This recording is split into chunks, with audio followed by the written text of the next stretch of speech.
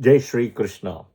So today, being Tuesday, June 2nd, 2026, and Moon is in Sagittarius house opposite to Venus and Mercury, and Jupiter has just entered Cancer. Okay. So Moon and Jupiter are not opposite to each other, but Moon Jupiter forms a very important yoga, right? Called Gaja-Kesari yoga. So we're going to talk about Gaja-Kesari yoga today. So today there is also a parivardhana between Moon and Jupiter in transit as we speak. Yeah, this is about Gaja-Kesari yoga in Vedic astrology. All right. Before we start today's video, the usual bells and whistles. Please do click the notification subscription button in the bottom of the video channel as well as you see, so that you are notified and you are updated with the latest and greatest videos which I publish all the time. Second is, do please share your comments and feedback. Okay, please share your comments and feedback for the material information that I'm posting, and also any thoughts, to even make it better, or even if it aligns, or if you disagree with it doesn't matter. Yeah. So it helps and it engages all of us, including myself. Third, I would also say that, I teach free Vedic astrology classes. And if you see that, you can download the app called the Clubhouse app, and weekly Wednesday around 7:20 p.m. Central Time US, that's when I teach. All right. Okay. So you, in iOS or Android, you download the app called the Clubhouse app, and you have to enroll yourself into Vedic Astrology Club. So the app is free, enrollment is free, everything is free. Yeah. So you can come and attend live sessions, or if you are interested, you can also come and listen to last 4 years of archives as well, the recordings as well. Yeah. Okay. Gaja-Kesari yoga. Let's dive deeper into Gaja-Kesari yoga step by step. Gaja. Gaja is associated as elephant. That is what Gaja means. Okay. And elephant is always connected with Brihaspati, Guru Brihaspati. Okay. And it's also the size where elephant moves slow. Jupiter also moves slow. But elephant is also the knowledge and wisdom, which we also connect with Vigneshwara, which is Ganapati or Ganesh. Kesari. Kesari is a lion. Lion moves very fast. Moon moves fast. And I will really bow down to the moon and moon nakshatras, right, which is Rohini, Hasta and Shravana. It is very difficult to keep up in pace with the moon and moon nakshatras. They're very fast. Yeah. Okay. So we know Gaja, we know Kesari. Now, what is this Gaja-Kesari yoga? See, when Jupiter is so in a birth chart, not in transit, in a birth chart, when moon and Jupiter are conjunct, it is called Guru Chandra yoga. Okay, Guru Chandra yoga. Now, this is different. It's not Gaja-Kesari yoga when moon and Jupiter are conjunct. So you have to eliminate it. Yeah, that is out. Jupiter and moon. I will do a separate video on Guru Chandra yoga, etc. Yeah. So that is kept aside. So Gaja-Kesari yoga is a yoga, or yoga means what? A combination. Okay, Gaja-Kesari yoga means moon and Jupiter combination is happening. How are they happening? They are happening in kendras to each other, right? Kendras is 1, 4, 7, 10 to each other. It can be in any house, but they are kendras. Now, what is a kendra? Think about square, okay? And the right angle, 90 degrees, 90 degrees, 90 degrees, right? So that is like a kendra. Think about, you go to the center of the square, right? And you put a light in one, you show a light to one corner. The other 3 corners will have the light. If you put mirrors, right? 1, 2, 3, 4 as the 4 corners of a square, you put mirrors and facing each other, and you show light in one of the mirror in the center where you stand. The other 3 mirrors will reflect that light. This is Kendra principle. Okay, this is Kendra. Now, Gaja-Kesari yoga means Jupiter and moon rather, they are in one of these corners. So here, here, here, here, right?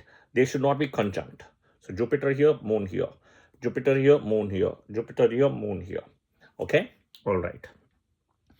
Now, we have to see, people think that's it. It is not. There is more. Another benefic planet like Mercury or Venus has to join in one of those kendras. So Moon here, Jupiter here. Mercury or Venus has to come here or here. So it has to form, right? It can also be here. It can also be here. That is fine. But best position is here. And I'll explain in a minute why. Okay? All right. So the four corners, right? Think about the four corners. So that is what it means. All right. Okay. Now, so perfect. If I can show you here, 1 corner, 2 corner, 3 corner, 4 corner. Think it as a square, right? You can see that. Now, when Moon and Venus and Mercury are conjunct, that means Sun is very close. That means that Moon is a Amavasya. So the Moon is without strength.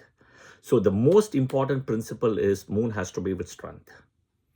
Jupiter has to be with strength. All the planets forming the yoga, this combination has to be with strength. Think about this. You go to a store, you buy a brand new iPhone, latest iPhone model. But if that iPhone doesn't have a battery, right, you can't use it. Even though it is a new latest iPhone and it is a brand new iPhone. But without charge, right, without a charge in that phone, it is useless. So Gaja-Kesari yoga means also that the planet has to be with strength. All the planets forming the yoga. Okay.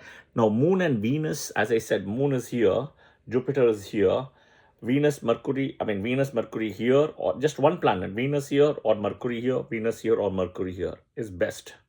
Okay, just one of them. Why again another planet has to join? 3 instead of just Moon and Jupiter. People consider Moon and Jupiter kendra to each other as Gaja-Kesari. It's not. The third planet has to come. Because 1, 2, here the light comes, the light will also come in this kendra.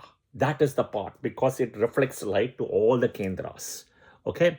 So understand Jyotish by science and by light. That is the most important thing, and that's where people fail. Okay, Jyotish itself, Jyoti means light, Ish means divine light.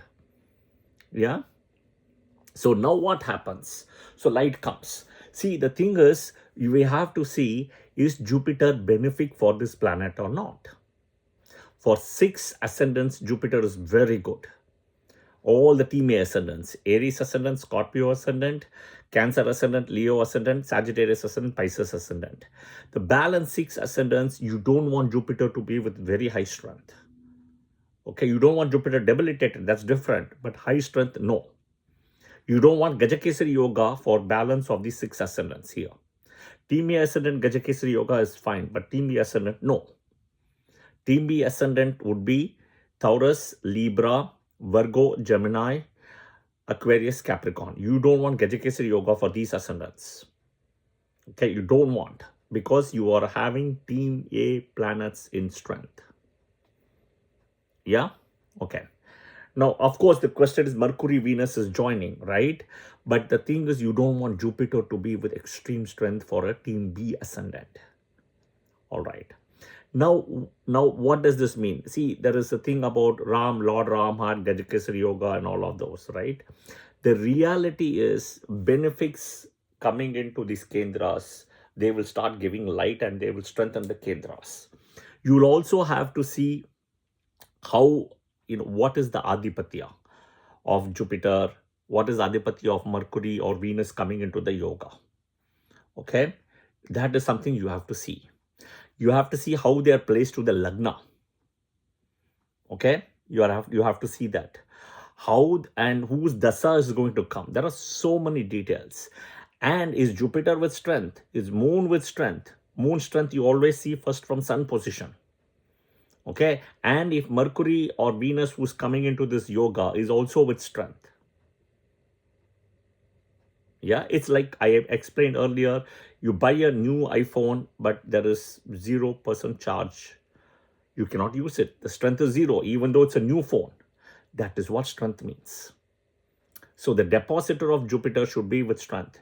If the depositor of Jupiter 6th, 8th, or 12th to Jupiter where is placed, the strength is out.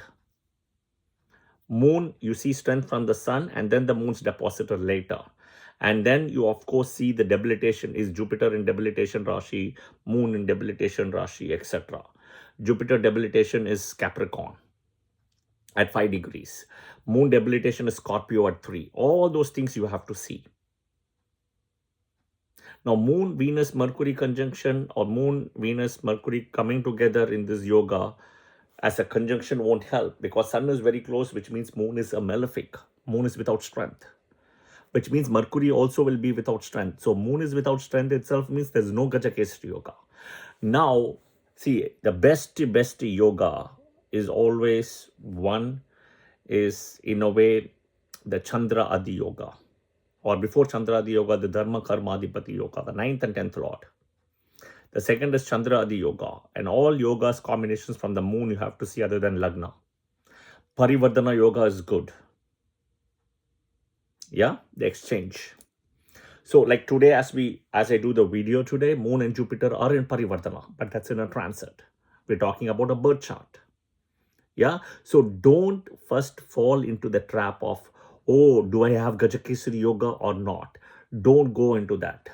Now, why am I saying don't go into the trap of Gaja-Kesari yoga, everything? See, Gaja-Kesari yoga, look at the elephant and the lion, right? Which means what happens, it tells you, assuming you have moon here, Jupiter in a Kendra, Mercury, Venus here, Mercury or Venus here, assuming you have it, what it will tell you is, first thing, your enemies will be very strong.